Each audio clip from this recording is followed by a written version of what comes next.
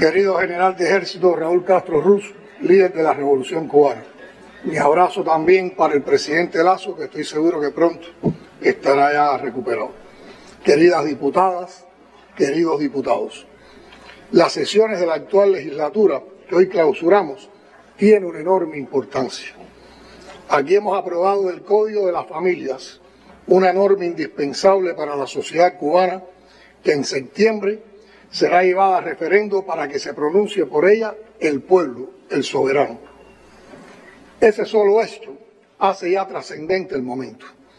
Pero me gustaría extenderme sobre las esencias, apoyado en los argumentos de los brillantes juristas y especialistas de otras materias, aquí con nosotros hoy, que integran la comisión redactora de una norma jurídica, ahora dotada de jerarquía constitucional por el valor del tema para la sociedad cubana. Cuando el 10 de abril de 2019 aprobamos la Constitución de la República de Cuba, se consolidaban las bases de nuestro Estado de Derecho socialista y de justicia social. Entre las materias más reflejadas en la regulación constitucional, destaca el derecho de familia por su papel vital en la formación de generaciones y con ello en la transmisión de valores, costumbres, tradiciones y patrones cívicos, lo cual ha ido generando un cambio de paradigma. El Código de las Familias es, sin dudas, una de las normas legales que más trascendencia social y política ha tenido en la historia jurídica del país, porque no solo desarrolla los derechos constitucionales en materia familiar y otros afines, sino que también responde a los compromisos internacionales asumidos por Cuba a ratificar tratados de derechos humanos como la Convención sobre la Eliminación de toda forma de discriminación contra la mujer en 1979, la Convención sobre los Derechos del Niño en 1989 y la Convención sobre los Derechos de las Personas con Discapacidad en el 2006, cuyos valores y principios están recogidos en el Código. Esta es una ley que ha recorrido un largo camino buscando consensos sociales y académicos.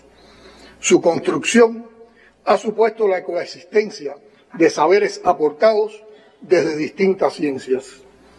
Cada boceto empleado en esta monumental obra jurídica confirma la importancia de erigir las normas legales del país desde un enfoque científico, multidisciplinario y holístico, como lo exige hoy el pensamiento científico moderno y marxista.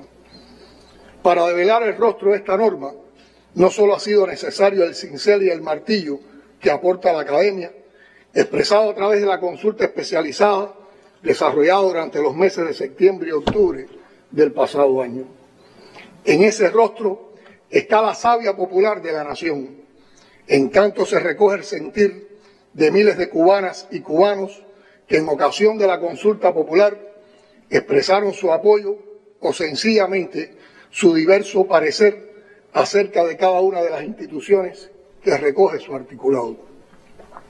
La sociedad cubana, a través de sus estudiantes, obreros, campesinos, intelectuales, combatientes, jóvenes, mujeres, adultos mayores, personas en situación de discapacidad, han vertido las más disímiles opiniones sobre una ley que ha concitado su atención, en tanto su punto de mira no es otro que las familias. Con esa consulta hemos ganado todos. El pueblo, porque ha sido partícipe directo de una norma legal que ofrece su manto protector a toda persona, cualquiera sea su edad, su sexo, su género, su orientación sexual o de género, su situación de discapacidad o su posible situación de vulnerabilidad en cualquiera de sus manifestaciones. Todo a través de un código que hace una apuesta en tiempo presente para saldar las deudas del pasado y educar a las generaciones del futuro. Ganamos como sociedad, porque siendo los principales destinatarios de las normas jurídicas, nos convertimos en sus más fieles artífices. El resultado de la consulta popular no es solo un arsenal de conocimientos puesto en función de la redacción del Código de las Familias, sino de gran utilidad para derivar políticas públicas y además para sustentar las bases de otras normas jurídicas contenidas en el cronograma legislativo aprobado por esta propia Asamblea Nacional y pendiente aún de concretar en lo que queda de esta legislatura y en la próxima. Este código, que en septiembre pasará el escrutinio social a través de un referéndum, algo hasta ahora inédito en Cuba para este tipo de disposición normativa, ha desarrollado algo extraordinariamente novedoso: el afecto como valor jurídico. Por eso se le ha llamado el Código de los Afectos, que no es un lema, es una esencia. Esta norma tiene un indiscutido valor ético, nos enseña a pensar y nos da las riendas para educar a las futuras generaciones. La crianza positiva de la que tanto se ha hablado no es sino educar desde la cercanía y el acompañamiento a nuestras hijas e hijos. No se trata de excluir el poder de la sangre, del ADN, sino de compatibilizarlo con otras maneras de construir maternidades y paternidades en las que en ocasiones no existe ese componente genético, pero sí sobra corazón y amor. El afecto es la apuesta continua de este código para la constitución de vínculos jurídicos, esencialmente los familiares. En función de ello, el derecho ha tenido que amoldar un escenario de rigidez hacia una apertura a la flexibilidad y la interdisciplinariedad. Sobre la base de la protección de la dignidad humana, el derecho de las familias hoy se sustenta en un nuevo orden constitucional y legislativo que vuelca la mirada en las familias como unión de personas vinculadas por un lazo afectivo, psicológico, sentimental, que se obligan a una comunión de vida de modo que se apoyen los unos a los otros. Podemos hablar de un código que reconoce derechos a todas y todos, que visibiliza a la persona adulta mayor, pero no desde la endeblez, el dolor, la compasión, sino como un protagonista de su destino, transmisor hacia el interior de la familia de valores, costumbres y principios, como portador de nuevas energías y, en consecuencia, protagonista de su entorno familiar. Los adultos mayores no son solo sujetos de derechos, sino también de deberes para la formación de los más jóvenes en el hogar. A ellos debemos lo que somos hoy. El Código también abre las puertas de la protección jurídica de las personas en situación de discapacidad y regula el derecho a su autodeterminación, a escribir su propia biografía.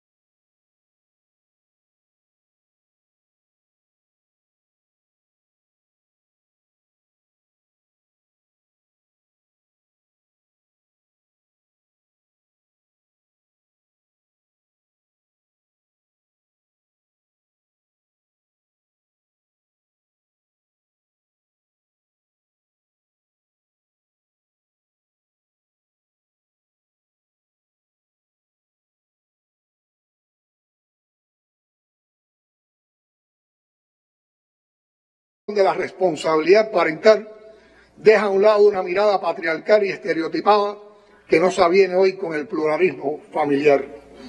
Los niños, niñas y adolescentes deben ser acompañados en su crecimiento moral, espiritual, en el desarrollo de su personalidad por sus padres y madres, en una relación armónica en la que prevalezca el respeto recíproco, la lealtad, la honestidad y la complicidad del afecto y del amor, ajenos a cualquier manifestación de violencia en el espacio doméstico, ante lo cual el Código es intolerante. Si una norma ofrece alternativas, oportunidades, opciones, es la que acabamos de aprobar. El Código no ha construido un modelo familiar, no ha diseñado desde un laboratorio jurídico una institución. No se hizo para diseñar una familia o para asumir una construcción familiar que no se avenga a las convicciones éticas o religiosas de una persona.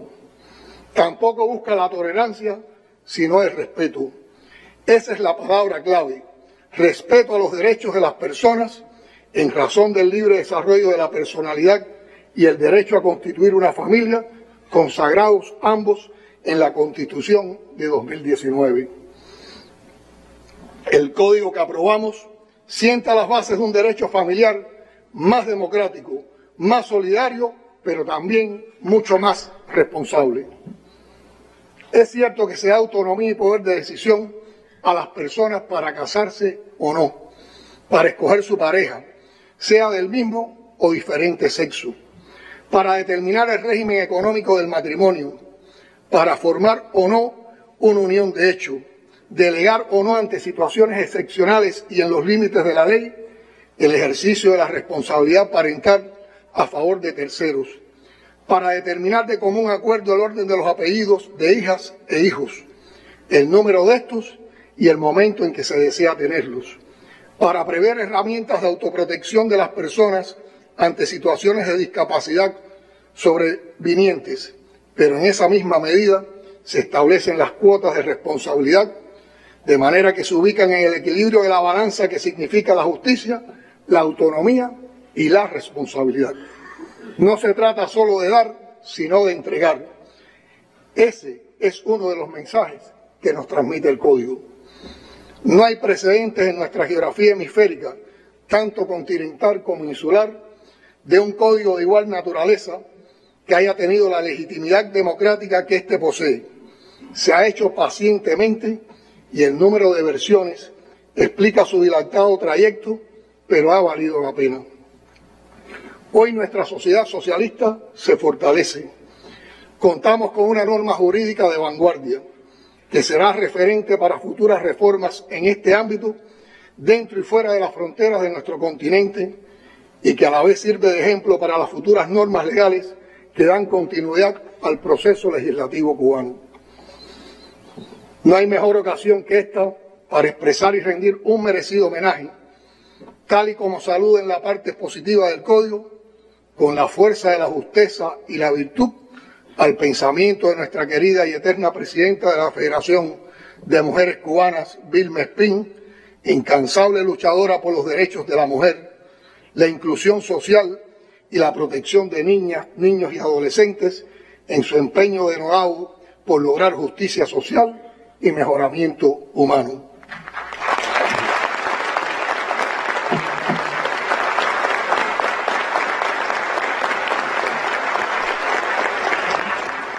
Sirva este código, además, como un gran libro de cabecera que deberían tener a mano nuestros educadores, esencialmente los maestros primarios que acompañan a la niñez cubana en los primeros pasos de su formación humanística y como texto de referencia para la formación cívica de mujeres y hombres del mañana, quienes darán continuidad a esta gran obra que es la revolución.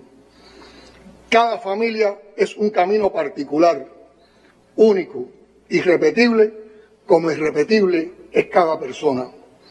Las familias son expresión del más delicado tejido social.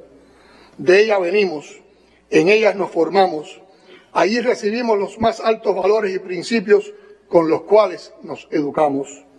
Las familias son como la patria, nos dotan de identidad, de civismo, de solidaridad, de respeto, de altruismo. La apuesta por la aprobación del Código de las Familias en el referéndum es también por la democracia, por la virtud de ser cubanos, por la felicidad de cada niña, niño o adolescente, por la autonomía y el poder de decisión de cada adulto mayor, por la inclusión de cada persona con discapacidad, por la condena al maltrato familiar, por el respeto a las diversidades familiares. Es una apuesta por la vida, por la dignidad de los cubanas y cubanos, por la continuidad de quienes nos han guiado. Es la concreción de la máxima martiana, con todos y para el bien de todos. Es un código de amor, un código de paz.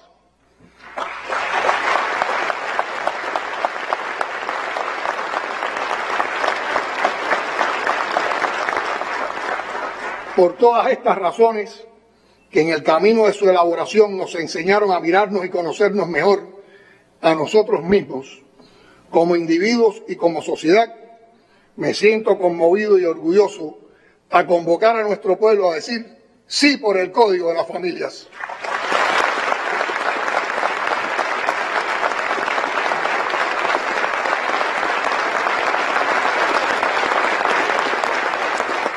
Diputadas y diputados, las relaciones internacionales transitan por un escenario peligroso.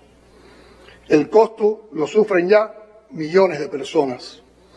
La ofensiva estadounidense dirigida a subyugar estados y agrupaciones de estados por vía de la expansión de la OTAN conduce inevitablemente a un clima de tensión y conflicto cuyas consecuencias son impredecibles. Es que el mundo ha cambiado. No estamos a inicios de la década de 90, cuando los Estados Unidos creyeron disfrutar de una hegemonía unipolar incuestionada con la capacidad de imponer su voluntad a cualquier Estado. Tampoco proporciona éxitos políticos la práctica criminal de someter a penurias económicas por vía de medidas coercitivas a las poblaciones enteras de Estados soberanos con el fin de arrancarle concesiones. Por eso, tantos en el mundo admiran a la Revolución Cubana. La indomable resistencia de nuestro pueblo frente a la agresión del imperialismo estadounidense y la obra de justicia y humanismo que defendemos. Otros sencillamente rechazan el abuso y la política inmoral de los Estados Unidos contra Cuba, aun cuando ideológicamente puedan no identificarse con la revolución. Cualquiera advierte que el gobierno estadounidense actúa con deshonestidad cuando alega que el bloqueo económico y la guerra despiadada contra Cuba se deben a sus preocupaciones por el bienestar del pueblo cubano, a desvelos por el respeto a los derechos humanos o a un afán por fomentar la democracia. Mienten. La nefasta trayectoria histórica de los Estados Unidos en materia de derechos humanos y democracia se conoce, como se conocen los abusos que ocurren a diario en ese país.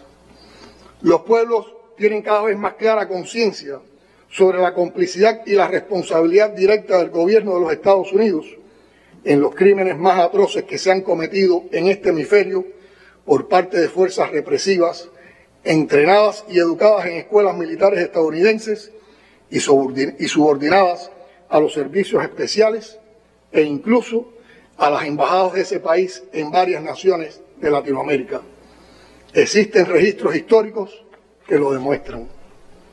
Ese historial deja más que claro que lo que persiguen es destruir el proceso revolucionario cubano y lo que significa, plantando la advertencia de que todo aquel que se atreve a emprender una vía alternativa a su manual de instrucciones para el mundo, corre como Cuba el riesgo de sufrir la perenne hostilidad por parte de los Estados Unidos de América.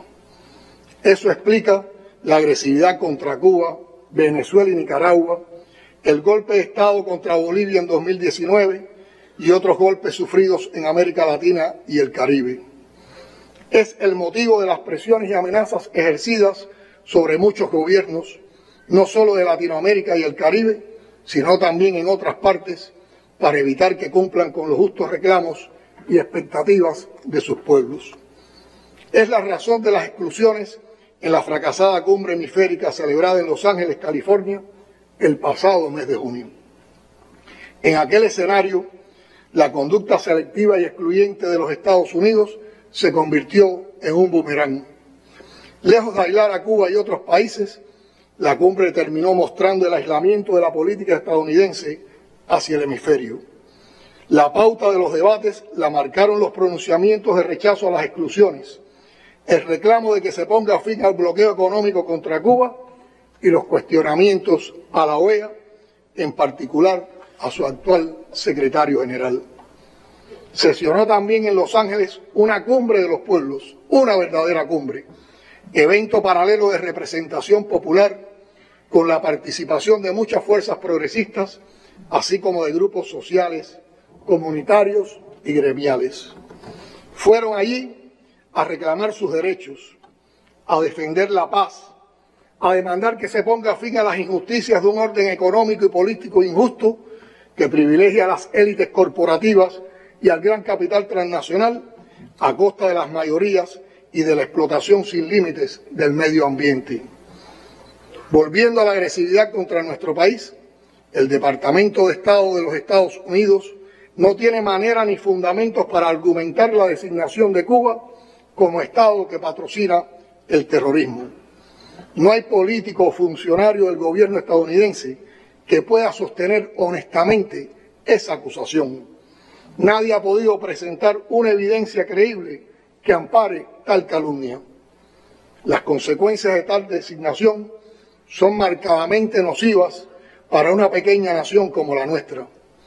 Perjudica enormemente las transacciones financieras y comerciales internacionales. Entorpece el acceso a instituciones financieras y las posibilidades de pagos y créditos.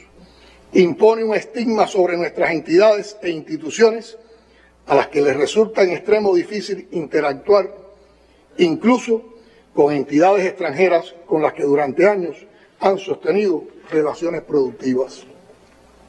Lo inaceptable es que el gobierno estadounidense se arroga unilateralmente y sin mandato de nadie la prerrogativa de juzgar a otros gobiernos sin sentirse en la obligación de fundamentar sus acusaciones. Utiliza esta lista del Departamento de Estado y otras similares como instrumentos de coerción política. Manipula con oportunismo temas sensibles como el terrorismo, la religión, los derechos humanos, la corrupción y muchos otros para arrancar concesiones a países soberanos o castigarlos cuando van en contra de sus intereses. Desde 2019, las medidas de reforzamiento y máxima presión aplicadas por el gobierno de Donald Trump ya habían llevado la guerra económica a una dimensión cualitativamente más agresiva, con el consecuente impacto sobre la vida de todos los cubanos y contra los esfuerzos por impulsar el desarrollo de la nación. Esa agresividad se refuerza además con los programas de subversión que no cesan en el intento de desestabilizar políticamente al país. El gobierno estadounidense dedica anualmente a ese propósito decenas de millones de dólares del presupuesto federal que sufragan los contribuyentes. Apoyados en una infraestructura tecnológica sofisticada y dedicada a las campañas de desinformación, calumnias y descrédito y el sicariato informativo, aplican contra Cuba las fórmulas de la guerra no convencional ya ensayadas y aplicadas, con graves costos humanos y materiales, en otras partes del mundo. Sucumben ante la influencia política de la mafia anticubana, asentada fundamentalmente en el sur de la Florida y que se ha instalado en la primera línea de agresión contra Cuba y contra los procesos revolucionarios y progresistas de la región, promoviendo para ello la intolerancia, la amenaza, la extorsión, el chantaje y cualquier otra forma violenta de prohibir el pensamiento diferente, de castigar a quien en su propia comunidad exprese respeto, amistad, sentimientos fraternales o incluso solidaridad con su país de origen. De forma engañosa, tratan de identificar a ese conjunto gangsteril con el universo de las personas de origen cubano que residen en los Estados Unidos. Una parte importante del cual se acerca a Cuba, está en contacto con sus familiares y amigos, respeta al país y se opone al incesante castigo de una superpotencia extranjera contra una nación pequeña. Muchos de ellos divulgan su vocación solidaria, otros lo hacen de forma más discreta. El gobierno de los Estados Unidos intentó nuevamente forzar una sublevación popular en Cuba durante este mes de julio y fracasó, como lo intentó y fracasó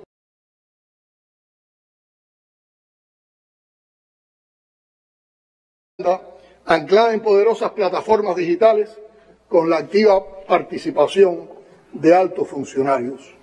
Confió para lograrlo en su política de máxima presión económica dirigida a deprimir el nivel de vida de nuestra población, generarnos problemas en el aseguramiento de servicios esenciales como el eléctrico, golpear el nivel de consumo y el acceso a artículos básicos, entre otros. Y no hablo en pasado. Esa perversa política está viva y actuante hoy. Debemos acostumbrarnos a la idea de que el bloqueo va a durar. El imperialismo no va a abandonar con facilidad esa arma despiadada contra Cuba. La solución a los problemas económicos tendremos que encontrarla con nuestro esfuerzo y creatividad bajo los efectos del bloqueo y a pesar de ellos. Ese es el reto inmediato y de largo plazo. El deber es denunciar y combatir la guerra económica en todos los rincones y en cada oportunidad que se presente. No descartamos la posibilidad eventual de un mejor entendimiento con el gobierno de los Estados Unidos hacia una relación de respeto. Y se sabe que Cuba está dispuesta a avanzar en esa dirección y a dialogar sobre cualquier tema sin menoscabo de nuestra soberanía.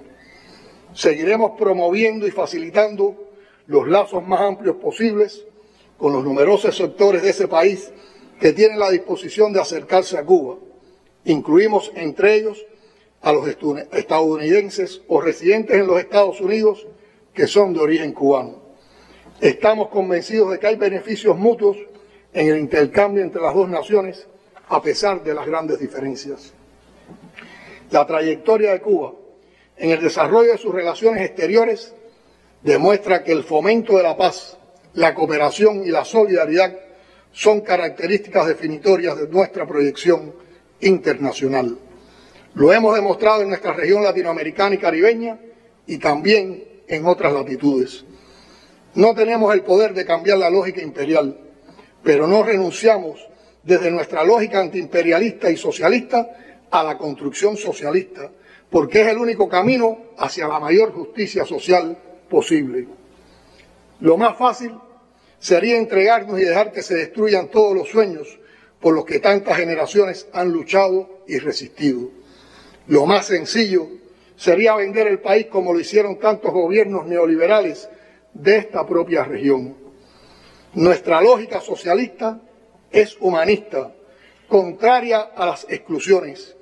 Nos inspira el ideal de una sociedad mejor, donde haya crecimiento económico, sí, pero con distribución equitativa de la riqueza. Luchamos por un desarrollo con igualdad social. Compañeras y compañeros, en estas sesiones se han informado cambios importantes para destrabar e impulsar resortes que movilicen, hasta donde nos sea posible, las fuerzas productivas. Aún falta mucho por hacer. Pero no sobra insistir en lo que todos saben y algunos pretenden subestimar. Nuestra economía transita por un escenario sumamente complejo en el que resulta en extremo difícil lograr los ingresos en divisas que nos impactan como al resto de las naciones la crisis económica internacional derivada de los efectos de 2 años de pandemia y del conflicto bélico europeo. Factores todos que han desencadenado el encarecimiento de los precios de los combustibles, de los alimentos, de los medicamentos y de otros insumos imprescindibles que deben ser importados. Como se ha informado, el Producto Interno Bruto a precios constantes en el año 2021 alcanzó un ligero crecimiento del 1,3%, deteniéndose la caída experimentada en los años 2019 y 2020. No obstante, los niveles de actividad son aún inferiores a los que habíamos alcanzado en los años previos a la pandemia. No se aprecia hasta el momento una recuperación significativa en nuestras principales producciones ni en el turismo.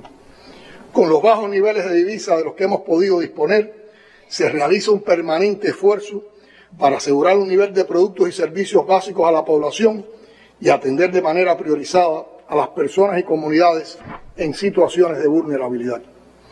En esas condiciones ha proliferado un mercado no oficial de compraventa de divisas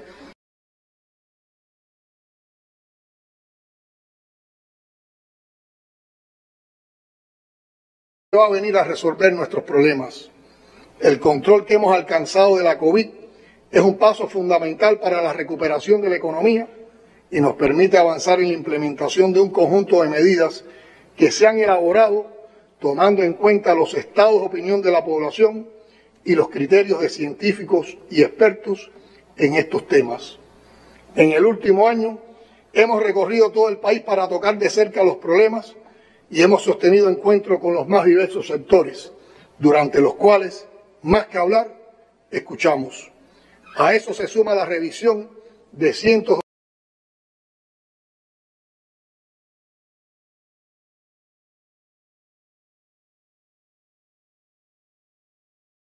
audaces, ajustadas a nuestro modelo económico y social, sin dejarnos paralizar por los riesgos. Urge enfrentarlos, revolucionando la revolución. Las medidas anunciadas aquí por el viceprimer ministro y ministro de Economía, que forman parte de esos avances y esos riesgos, están orientadas a dinamizar el mercado interno a partir de la captación de divisas, el incremento de los ingresos por exportaciones y la reactivación de la producción nacional. Con ese fin, se ha decidido restituir el mercado cambiario a través de la compraventa de divisas, incluyendo el dólar, con un tipo de cambio económicamente fundamentado, ampliar el esquema secundario de asignación de divisas para los actores económicos estatales y no estatales, aprobar la participación de micro, pequeñas y medianas empresas privadas en negocios mixtos con entidades estatales e inversión extranjera y flexibilizar las importaciones con carácter no comercial. Todo ello debe permitirnos incrementar gradualmente los aprovisionamientos de bienes y servicios para los actores económicos y para el mercado interno en moneda nacional, ordenar el mercado cambiario, disponer de recursos financieros hoy insuficientes para la atención a personas y familias en situación de vulnerabilidad, sostener y ampliar los programas sociales y honrar deudas y pagos retenidos. Aprovecho para reiterar la voluntad de cumplir nuestros compromisos con los acreedores. Agradecemos sinceramente a quienes nos han acompañado en nuestra resistencia. Está claro que no podremos avanzar solo con la aplicación de medidas en el ámbito monetario y financiero. Para que estas medidas tengan un impacto favorable en la economía, es decisivo incrementar las producciones nacionales y los ingresos en divisas por exportaciones, reducir el déficit presupuestario, mejorar su estructura y alcanzar una mayor eficiencia y control del gasto público, el establecimiento de los sistemas de precios adecuados, el control efectivo con participación popular de las fichas de costo, lo cual tiene que ser abordado desde la gestión de los gobiernos municipales. En todo esto avanzaremos, no estamos con los brazos cruzados. Se dispone de un programa para ir evaluando e implementando las medidas que nos permitirán avanzar, preservando el mayor grado de equidad y de justicia social posible. Trabajar, movilizar, estimular y exigir que el talento y el esfuerzo de todos se transformen en resultados. Insistir en la interminable tarea de arrancarle un pedazo a los problemas cada día es el compromiso. Lo vemos y lo sentimos constantemente. En la épica pelea de los trabajadores de las plantas eléctricas,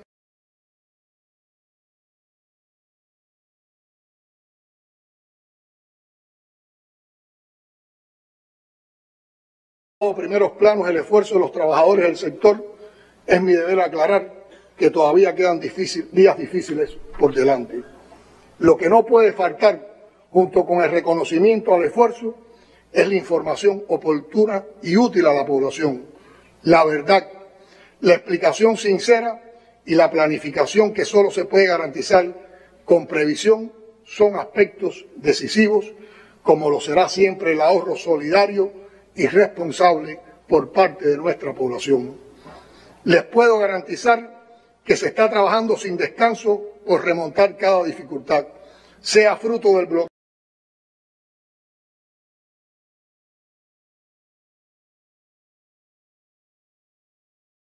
sobre la COVID-19 y enfrentar otra epidemia de dengue, por recuperar la vida económica y social del país, romper el cerco económico y financiero que impide suministros de combustibles, insumos productivos, abastecimientos, financiamientos en divisas, estabilizar el sistema electroenergético nacional, elevar la producción de alimentos, recuperar la zafra, restaurar las viviendas e instituciones afectadas por la explosión del Saratoga en La Habana y por las intensas lluvias en varias provincias, apoyar la transformación de los barrios con especial énfasis en las familias en situación de vulnerabilidad y garantizar un verano con opciones recreativas al alcance de la mayoría de la población en todo el país.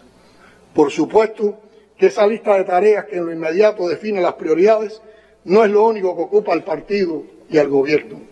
El país trabaja con sistematicidad en programas a corto, mediano y largo plazos sobre asuntos centrales para el futuro, como la transformación digital de la sociedad, la soberanía alimentaria, el adelanto de la mujer contra la discriminación racial, las políticas para la juventud, los mecanismos de democracia y participación popular, el medio ambiente, el bienestar animal, la comunicación social, la descolonización cultural y otros, incluyendo el enfrentamiento a la agresión permanente del gobierno de los Estados Unidos. Lo que quiero significar es que este país no está detenido. A este país lo quieren detener, pero no estamos detenidos ni nos vamos a detener.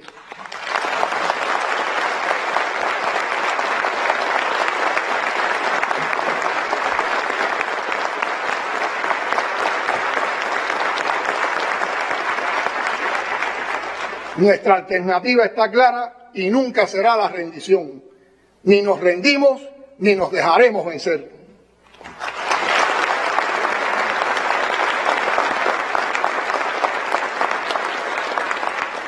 Estas afirmaciones lo confirman las secciones de esta asamblea que hoy clausuramos.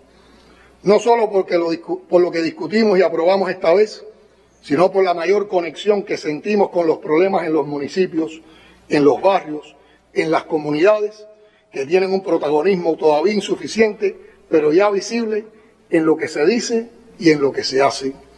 El barrio es la patria en su dimensión más pequeña, es el núcleo duro de nuestra resistencia.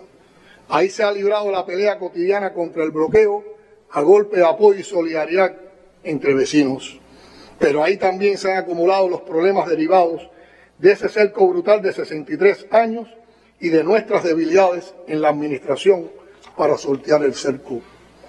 Lo que discuten las comisiones y lo que finalmente se aprueba será más efectivo mientras más se sistematice ese vínculo barrio, municipio, asamblea. Y la asamblea se parecerá cada vez más a la sociedad cubana en la medida en que conecte más profundamente con sus bases. Esta es la tribuna del pueblo consciente de su poder que exige cambiar todo lo que debe ser cambiado. Y lo haremos.